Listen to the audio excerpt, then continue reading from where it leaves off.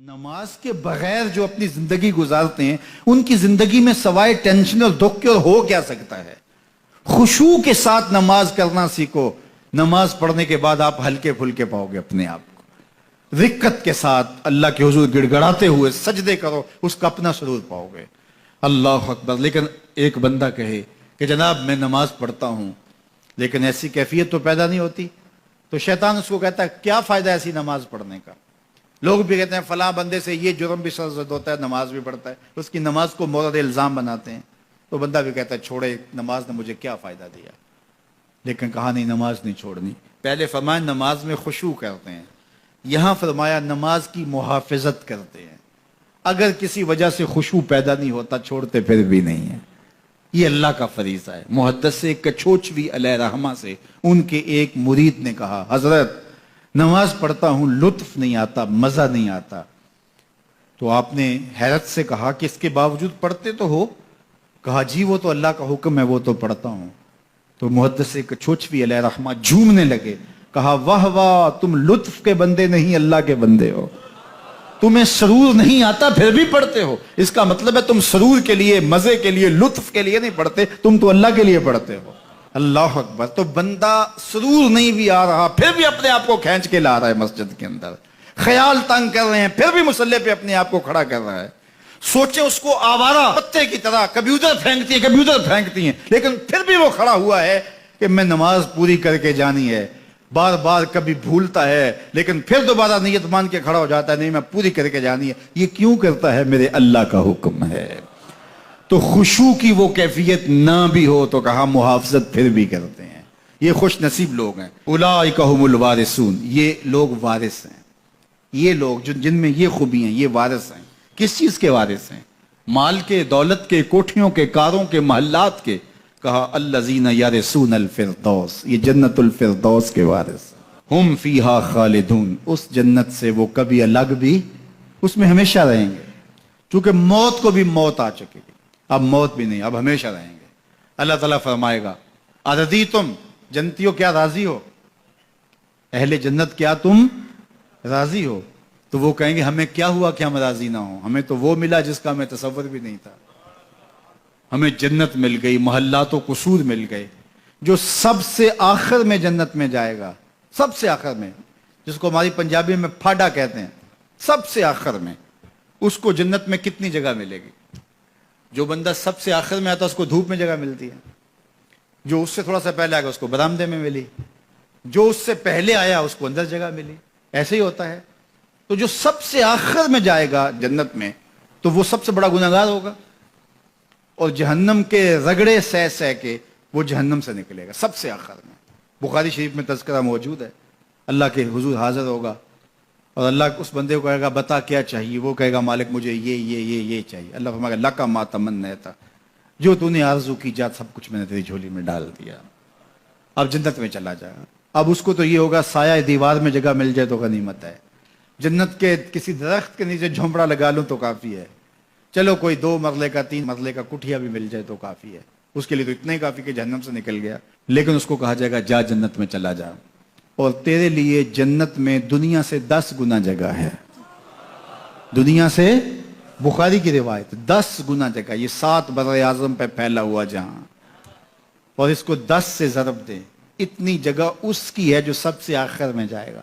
جب اللہ یہ فرمائے گا تو وہ کہے گا اتسخر وانت الملک, میرے رب تو مجھے رب ہو کے مذاق کر رہا ہے, مالک ہو کے مجھ سے مذاق کر رہا ہے, بادشاہ ہو کے مجھ سے مذاق کر رہا ہے. اس کو لگے گا ہی نہیں کہ مجھ کو, میں ساری زندگی پاپ کرنے والا لیکن ایمان کا چراغاں تو اندر تھا. اللہ اکبر. آج نکلے گا تو جنت میں سب سے آخر جانے والے شخص کو کتنی جگہ ملے گی؟ دنیا سے 10 گنا جگہ دنیا سے سب سے آخری شخص کو, پھاٹے شخص کو ملے گی. پھر بلال حبشی کی جاگیروں کا عالم کیا ہوگا, ابو بکر و عمر کی جاگیروں کا عالم کیا ہوگا, بابا فرید گنج شکر, داتا گنج بخش علی اجویری, شیخ احمد مجدد الف ثانی کی جاگیروں کا عالم کیا ہوگا. مالک کے حضور جب بندہ عزت سے سر جھکا دیتا ہے اللہ کی رحمتیں بندے پہ نازل ہوتی ہے. ایک روایت میں آتا ہے جب بندہ نماز کے لیے کھڑا ہوتا ہے, ابھی اس نے سجدے میں جانا ہوتا ہے, ابھی وہ قیام ہی کرتا ہے, اللہ فرماتا ہے میرے بندے کے گناہ جو ہیں اس کے بدن سے نکال کے ایک سمت کر دو تاکہ میرا بندہ اس حالت کے اندر میرے حضور حاضر ہو کہ وہ گناہوں سے پاک اور صاف ہو۔ حضرت نبی رحمت صلی اللہ علیہ وآلہ وسلم فرماتے ہیں کہ پھر اس کے سارے گناہ اس کے بدن سے اتار کے ایک سمت رکھ دی جاتی اور بندہ مصلی پہ سبحان ربی العالی کے نغمے الاپتا ہے، رکوع کرتا ہے، سجدے کرتا ہے۔ جب سلام پھیر کے نماز ختم کر کے دعا کر کے جانے لگتا ہے تو فرشتے عرض کرتے ہیں مالک یہ جو گناہ اتار کے ایک سائڈ پہ رکھے تھے یہ دوبارہ اس کو دے دیں؟ اللہ فرماتا ہے جس کی جھولی سے گناہ نکال لیے تھے دوبارہ اس کی جھولی میں نہیں ڈالیں۔ اللہ اکبر۔ اور ایک روایت کے لفظ ہیں کہ جب بندہ نماز کے لیے کھڑا ہوتا ہے اس کے کندھوں کے اوپر سارے گناہ آ جاتے ہیں اور اس کے سر کے اوپر گناہ آ جاتے ہیں۔ جب رکوع میں جاتا ہے تو کندھوں والے گناہ گر جاتے ہیں اور جب بندہ سجدے میں سر رکھتا ہے تو اللہ تعالیٰ اس کے سارے گناہوں کو ختم کر دیتا ہے اور وہ بالکل پاک ہو جاتا ہے۔ حضرت سلیمان فارسی ایک دن ایک درخت کے نیچے کھڑے تھے، آپ نے درخت کی شاخ کو پکڑ کے جنبش دی، حرکت دی، موسم خزاں تھا، درخت کی شاخ کے سارے زرد پتے گر گئے۔ ایک صحابی پاس کھڑے تھے، انہیں پوچھنے لگے عثمان تو نے مجھے پوچھا نہیں کہ میں نے درخت کی شاخ کو یوں ہلایا کیوں ہے؟ انہوں نے کہا اچھا پھر آپ بتا دیں کہ آپ نے درخت کی شاخ کو یوں کیوں ہلایا ہے؟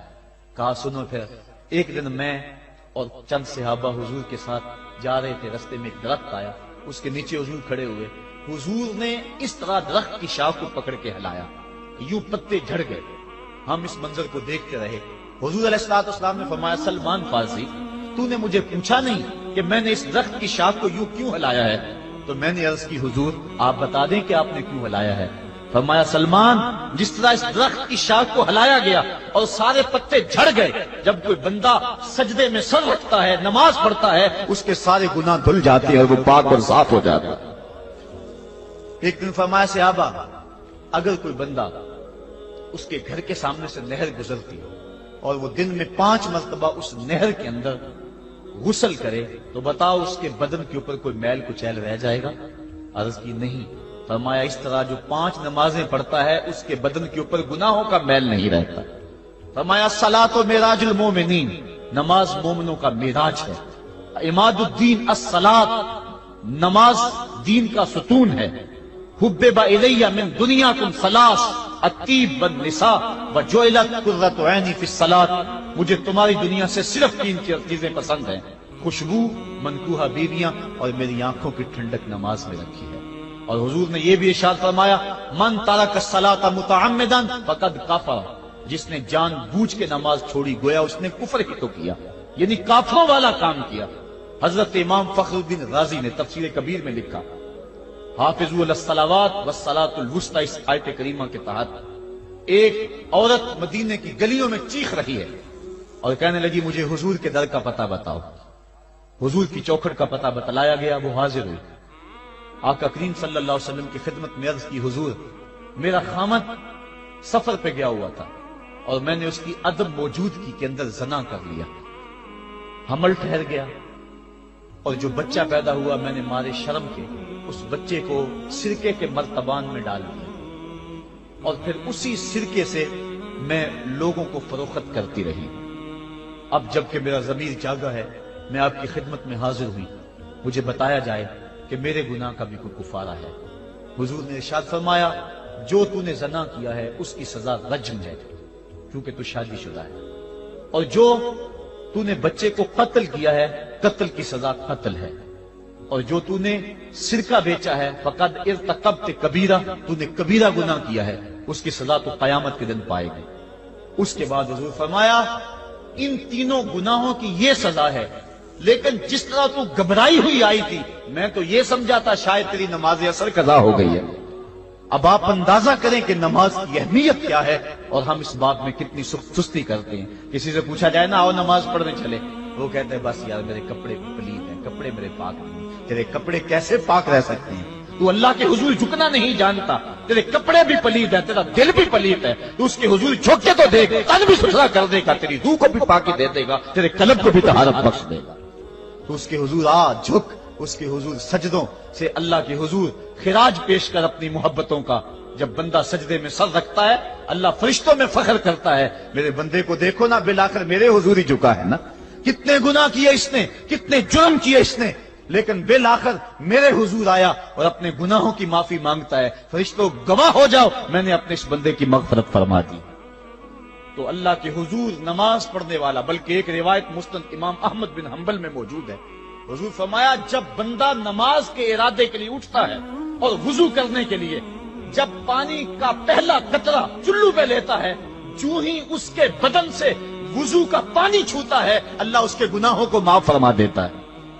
جس نماز کے قصد کے لیے اٹھیں اور وضو کریں اور پانی چھوتے ہی گناہ معاف ہو جائیں، اگر اس نماز کا اعلیٰ درجہ سجدہ کر لیا جائے تو پھر مالک کی کتنی رحمت نازل ہوگی۔ یہ کتنی بڑی دولت ہے، یہ کتنا بڑا سرمایہ ہے جس سے ہم لوگ محروم رہ جاتے ہیں۔ آؤ اللہ کی رحمتیں سجدے میں ڈھونڈے، سجدے میں پیشانی رکھ کے جب ہم اس کی رحمت کو مانگیں تو وہ مالک ہمارے اوپر رحمتیں نازل کرے گا۔ آج پوری دنیا کے اوپر مسلمانوں کے ساتھ جو حالات ہیں وہ کسی سے مخفی نہیں۔ کوئی کہتا ہے کہ معاشی طور پہ مسلمان کمزور ہیں، اس وجہ کو بھی میں تسلیم کرتا ہوں۔ مسلمان کے پاس آلات حرب و ضرب بھی موجود نہیں ہیں، اس وجہ کو بھی تسلیم کر لیا جائے۔ سیاسی طور پہ مسلمان کمزور ہیں، اس وجہ کو بھی تسلیم کر لیا جائے۔ یہ ساری وجہیں اپنی جگہ پہ، لیکن یہ بھی تو سنو، مسلمانوں کی تعداد اس وقت 1 ارب 40 کروڑ ہے۔ افرادی قوت اتنی کبھی بھی مسلمانوں کی نہیں ہوئی تھی۔ اس وقت مسلمانوں کے پاس ایٹمی طاقت موجود ہے، اتنی قوت عسکری کبھی بھی مسلمانوں کے پاس نہیں ہوئی تھی۔ 56 اسلامی ملک ہیں جن میں قیمتی معدنیات سے اور تیل کی دولت سے اور سونے کی قیمتی معدنیات سے یہ مسلمان مالا مال ہیں۔ کیا کچھ نہیں ہے جو مسلمانوں کے پاس نہ ہو، لیکن ایک دولت چھن گئی مسلمانوں کے پاس، وہ سجدے کی آبرو، وہ سجدے کی عزت، وہ پیشانی رکھ کے اس رب کو پکارنا جو سب سے اعلیٰ ہے، جو سب سے بالا ہے، جس نے موسیٰ کے فرعون کو نیل کی موجوں میں ڈبو دیا۔ کیا پوری امت مسلمہ 1 ارب 40 کروڑ انسان سجدے میں سر رکھ کے سبحان ربی الاعلیٰ کے نغمے آلات کے اپنے رب سے گزارش کریں اور اپنی امت کا رونا روئیں؟ کشمیر میں لٹتی ہوئی جوانیاں اور پل قدس کے اندر بہتا ہوا خون، شبرغان سے لے کر کابل و قندھار تک اور موصل سے لے کر تقریب تک مسلمان کے اوپر جو ظلم و تشدد ہو رہے ہیں، اپنے رب کے حضور اس کا دکھڑا سنائیں اور اپنے مالک کو کہیں میرے مالک ہم لٹ گئے، ہم کٹ گئے، ہم پٹ گئے، اسلحے بھی موجود، افرادی قوت بھی موجود، سیاسی طاقتیں بھی موجود، لیکن اس کے باوجود مسلمان دبتا چلا جا رہا ہے۔ اسی کشتی کو ہے خوف تلاطم صدحیف منہ موڑ دیے تھے جس نے بڑھتے ہوئے طوفانوں کے، جو 300 ہو کر جرأت اور وہ طاقت اور وہ عظیمت کی داستانیں رقم کرتے ہیں کہ مالک تو بھی اس دن کو یوم فرقان کہہ کے پکارتا ہے۔ آج وہ امت بیچ منجدار کے اس امت کی کشتی ہچکولے کھا رہی ہے۔ ہماری فریاد، ہمارا استغاثہ تیرے سے ہے، میرے مالک ہمارا کھویا ہوا وقار بحال کر دے اور اس امت کو اس مرتبہ کمال تک پہنچا دے جس مرتبہ کمال تک یہ امت پہلے پہنچی تھی، اور ان کا کھویا ہوا وقار بحال کر دیا جائے۔ آج بھی ہم اگر سجدوں سے اپنے رب کو منا لیں اور وہ روٹھا ہوا رب آج بھی ہماری مدد کے لیے آ جائے تو پھر کوئی قوت، کوئی طاقت ہمیں نہیں لٹار سکتی۔ آئیے ہم سجدے سے اپنے مالک، اپنے خالق اور اپنے رازق کے حضور اپنی محبتوں اور اپنی الفتوں کا خراج پیش کریں۔